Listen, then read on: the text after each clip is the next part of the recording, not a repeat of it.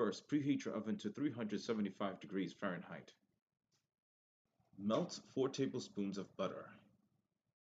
Combine 1 cup Italian breadcrumbs, 1/4 cup Parmesan cheese, 1 tablespoon oregano, half a tablespoon sage, 1 teaspoon rosemary, half a teaspoon black pepper, dash of salt.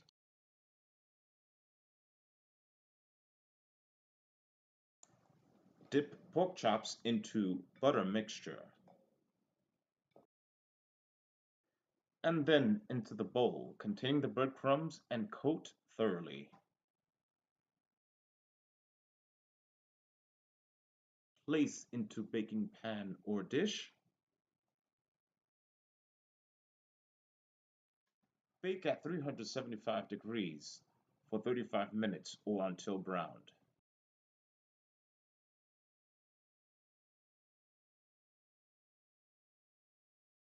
Now, doesn't that look delicious? Be sure to drain excess oil. There you have it, oven baked pork chops.